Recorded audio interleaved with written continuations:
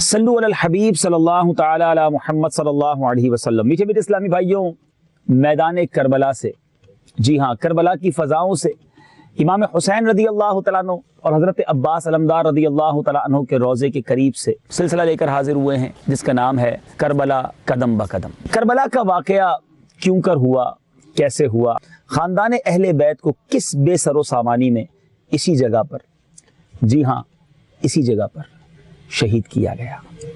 क्यों शहीद किया गया? इन्हें तो बुलाया गया था।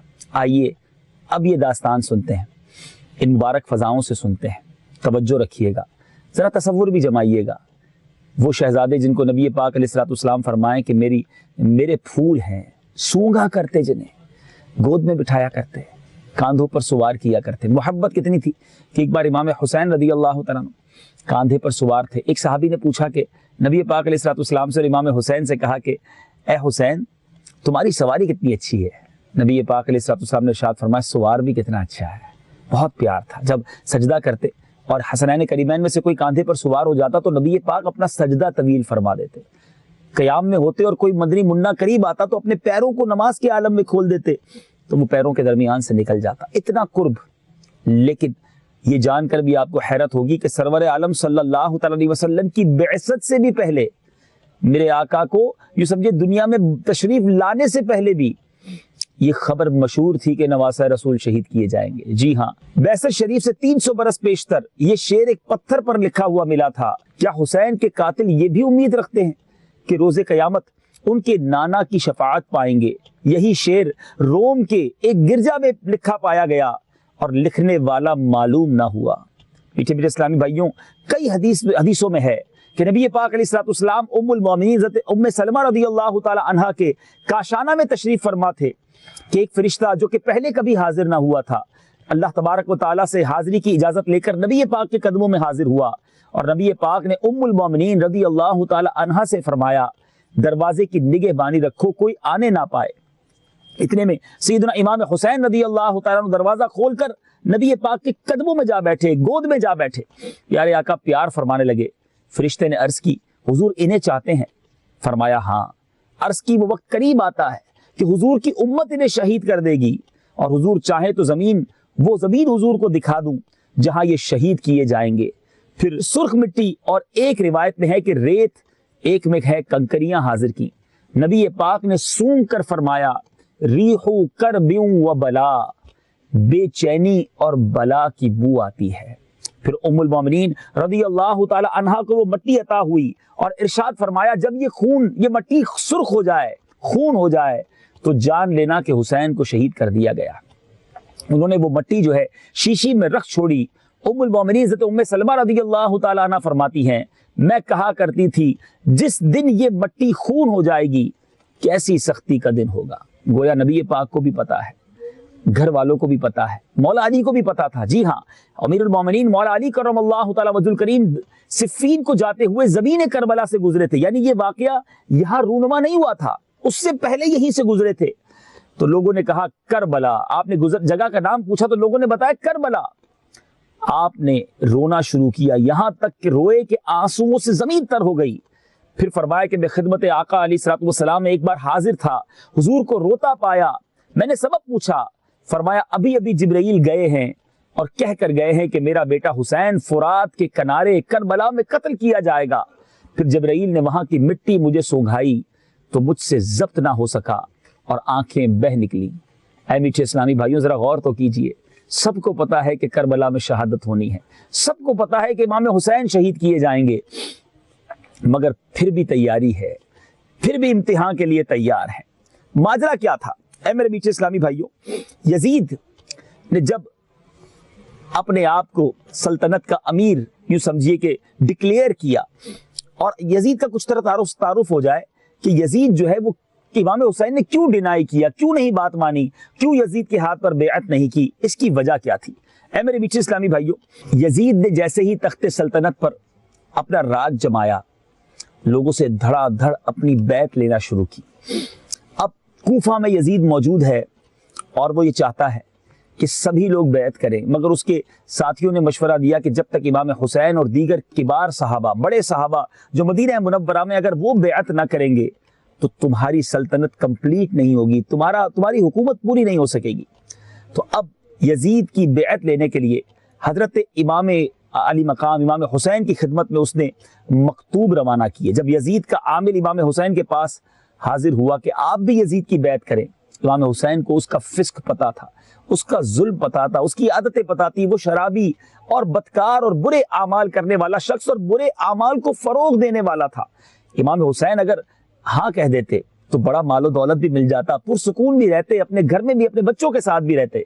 मगर इमाम हुसैन जानते थे कि अगर आज मैंने इस यजीद पलीद की बैत कर ली, इस बुरे आदमी के हाथ में हाथ दे दिया, तो रहती दुनिया को ये मैसेज आएगा कि जब नवासा रसूल एक फासिक व फाजिर, एक जालिम का साथ दे सकते हैं तो फिर हम भी दे सकते हैं। अल्लाह गनी, कितनी बड़ी जिम्मेदारी थी इमाम के कांधों पर, और आपने वो जिम्मेदारी निभाई। वो कहते हैं ना शायर, जिसने नाना का वादा वफा कर दिया। जी हाँ, इमाम हुसैन रदी अल्लाह तआला अन्हु ने अपना सर तो कटवा दिया मगर दीन पर आंच ना आने दी।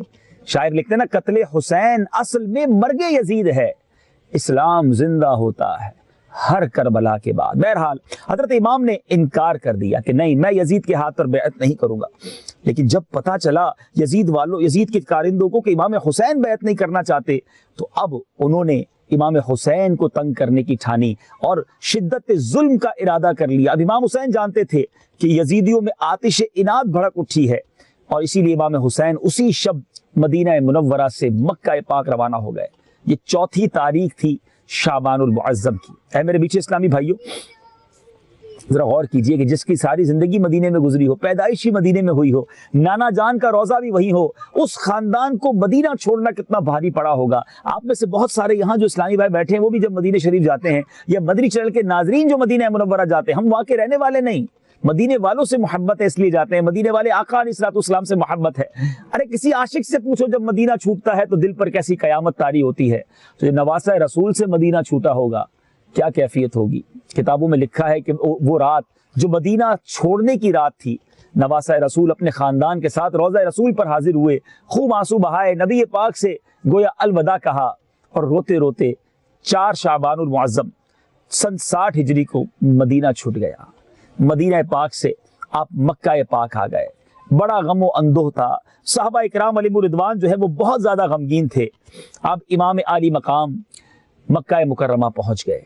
अब जब मक्के पहुंचते हैं तो यहीं से, जी हाँ, इसी इलाकों से, कूफा से और यहाँ के अतराफ के रहने वालों ने इमाम हुसैन को खत भिजवाए, बड़ी अर्जियां भेजी, बड़े खतूत भिजवाए, बड़े यूं समझिए कि लोग पैगाम लेकर गए कि हुजूर हम भी यजीद के हाथ पर बैत नहीं करना चाहते, आपने भी बैत नहीं की, हम भी नहीं करना चाहते, हुजूर हम अपना जानो माल आप पर फिदा करेंगे, आप करम फरमाएं, हमारे पास आए, हम आपके हाथ पे बैत करना चाहते हैं। अब एक तरफ तो इमाम को करबला का वाकया भी मालूम था, कूफा वालों की बदअहदी के बारे में भी इल्म था, दूसरी तरफ उनकी अर्जियां थी। अभी बड़ी जिम्मेदारी थी कि इमाम हुसैन बना कर देते, मैं नहीं आता। मगर वो जानते थे कि कल बरोज़े क़यामत अगर इन कूफा वालों ने अल्लाह की बारगाह में अर्ज किया कि मौला हम तो यजीद के हाथ पर बैत नहीं करना चाहते थे, हमने तो इमाम हुसैन को खतूत भी लिखे मगर वो तशरीफ नहीं लाए, तो इमाम हुसैन रदी अल्लाह तआला अन्हु ने अपनी जिम्मेदारी पूरी करने के लिए पहले अपना नुमाइंदा बनाकर हजरत मुस्लिम बिन अकील रदी अल्लाह तआला अन्हु को रवाना किया। हजरत मुस्लिम बिन अकील रदी अल्लाह तआला अन्हु हजरत इमाम हुसैन के नुमाइंदा बनकर कूफा पहुंचे। जब कूफा पहुंचते हैं तो वहां तो लोगों ने शानदार इस्तकबाल किया, 12,000 लोगों ने आपसे बेअत कर ली। इतना शानदार इस्तकबाल, इतनी मोहब्बतें देखकर हजरत मुस्लिम बिन अकील रदी अल्लाह तआला अन्हु ने इमाम हुसैन को खत लिख दिया कि हुजूर हालात बड़े साजगार हैं, लोग बड़ी मोहब्बत कर रहे हैं, आप भी करबला, आप भी कूफा आ जाइए। अब इमाम हुसैन ने कूफा के लिए इरादा करना शुरू किया। जैसे ही इमाम हुसैन ने कूफा का सफर बांधा, कूफा के लिए रवानगी की नीयत की, तो बहुत सारे सहाबा इकराम, कबार सहाबा इकराम, बड़े बड़े सहाबा इकराम हाजिर हुए कि हुजूर आप मत जाइए, वहां के लोग वफा नहीं करेंगे, वहां की तलवारें आपका इस्तकबाल करेंगी। मगर इमाम हुसैन रदी अल्लाह तआला अन्हु ने फरमाया कि नहीं, अब मुझे जाना होगा। मुस्लिम बिन अकील रदी अल्लाह तआला अन्हु ने भी वहां से अच्छी खबर दे दी है। मीठे इस्लामी भाइयों, हज के दिन करीब आ रहे हैं। शाबान में मदीने से मक्के पहुंचे और अब मक्का पाक से कूफा का इरादा है और हज के दिन भी करीब हैं। पूरी दुनिया से हाजी मक्के पहुंच रहे हैं और इमाम आली मकाम, इमाम तशना काम जो हैं वो कूफा के लिए रवानगी की तैयारी कर रहे हैं। हजरत मुस्लिम बिन अकील के साथ फिर क्या हुआ, आइए चलते हैं मज़ार मुस्लिम बिन अकील रदी अल्लाह तआला अन्हु पर। यह वाकया उन्हीं के कदमों में कूफा जाकर सुनते हैं और फिर उसके बाद ہم چلیں گے مقام مسیب پر جہاں حضرت مسلم بن عقیل رضی اللہ تعالیٰ کے صاحبزادگان کے ان کے شہزادوں کے مزارات ہیں، اور پھر وہاں سنیں گے کہ ان کے شہزادوں کے ساتھ کیا ہوا۔ یہ کیسی داستان ہے، کبھی ادھر کروٹ بدلتی ہے، کبھی ادھر کروٹ بدلتی ہے، کبھی تو استقبال ہوتا ہے اور کبھی تلواریں نکال لی جاتی ہیں، کہیں تو مرحبا کہا جاتا ہے اور کہیں جان لینے کی صدائیں لگائی جاتی ہیں۔ چلتے ہیں کوفہ حضرت مسلم بن عقیل کے روضے پر اور سنتے ہیں کہ جب وہ کوفہ پہنچے تو کیا ہوا۔ کوشش کریں گے کہ جامع مسجد کوفہ بھی آپ کو دکھائیں جہاں ایک بڑی عجیب و غریب نماز ادا کی گئی۔ دنیا میں ایسا تو بہت بار ہوا کہ امام نے نماز شروع کی تو نمازی تھوڑے تھے، مگر سلام پھیرا تو نمازی زیادہ ہو گئے، کیونکہ مسبوق بعد میں شامل ہوتے ہیں۔ مگر یہ بڑی نرالی، بڑی انوکھی اور بے وفائی کی داستان رکھنے والی ایک عجیب جماعت تھی کہ نماز شروع کی تو کئی نمازی ہیں اور سلام پھیرا تو پیچھے کوئی نہیں ہے۔ یہ کیوں ہوا؟ آئیے آپ کو بتاتے ہیں۔ کربلا قدم بقدم۔ یہ مقامات مقدسہ،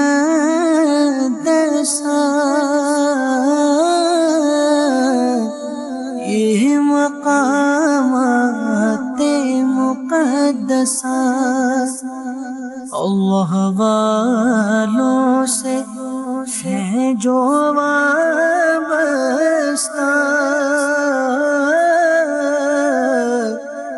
ہے مقامات مقدسہ،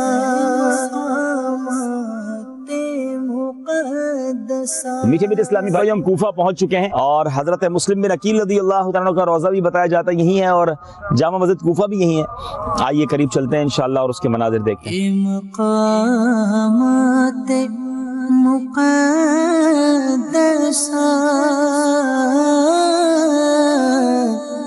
یہ مقامات مقدسہ اللہ والوں سے ہے جو وابستہ،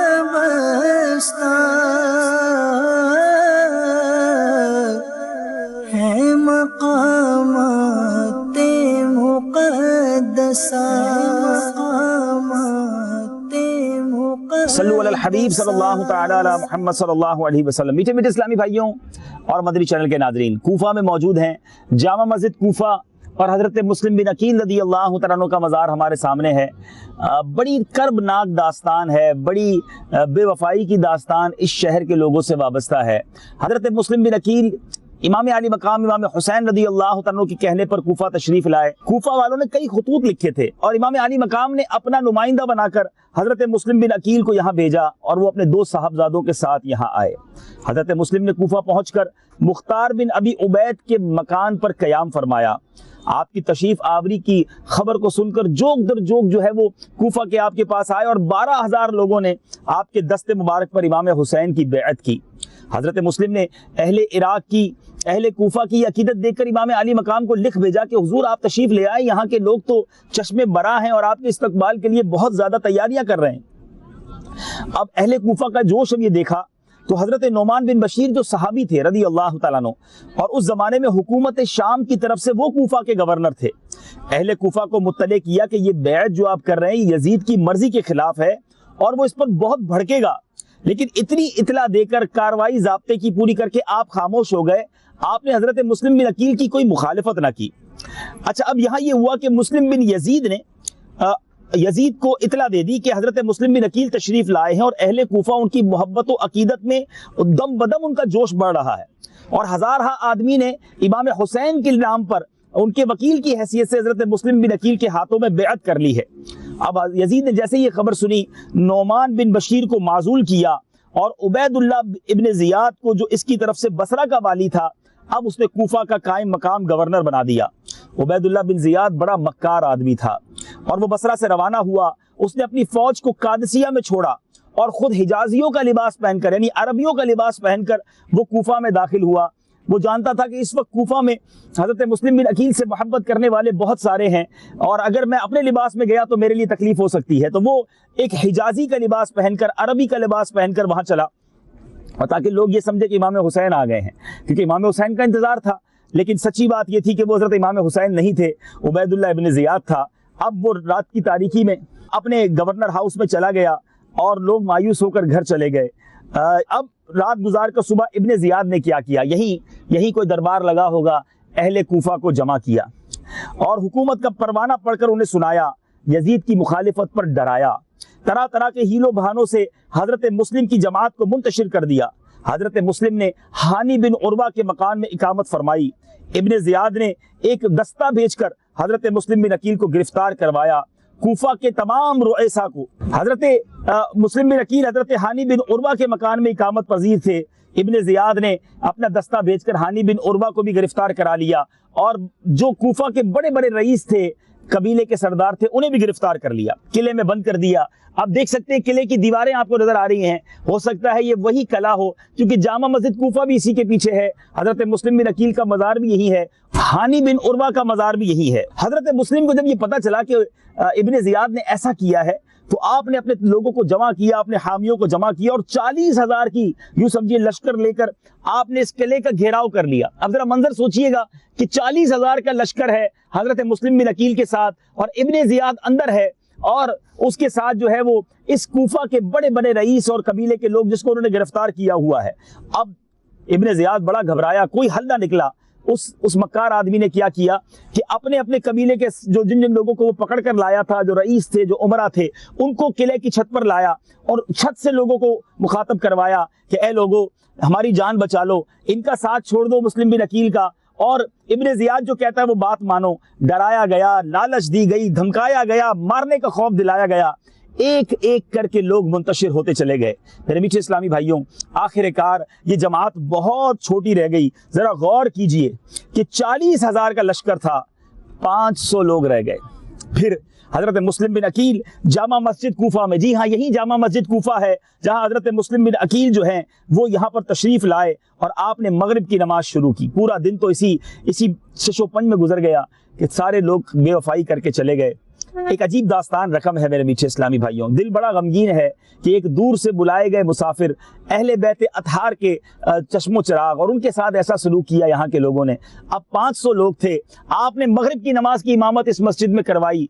کمال ہوگا کہ آج تک نماز پڑھانے والے امام نے نماز تو پڑھائی ہوگی، سلام پھیرتے وقت دیکھا ہوگا تو نمازی بڑھ جاتے ہیں، مگر یہ عجیب بے وفائی کی داستان ہے، یہ عجیب نماز ہے کہ امام نے نماز پڑھائی تو 500 مقتدی تھے، مگر اب سلام پھیرا تو ایک بھی مقتدی باقی نہیں تھا، اکیلا امام تھا، مسافر تھا، اہل بیت اطہار کا نمائندہ تھا، پرچیاں دے کر، عرضیاں دے کر، خطوط لکھ کر جنہیں بلوایا گیا تھا، مگر آج کوفہ میں کوئی ساتھ دینے والا نہیں تھا۔ اور پھر حضرت مسلم بن عقیل کو بڑی بے دردی کے ساتھ شہید کیا گیا۔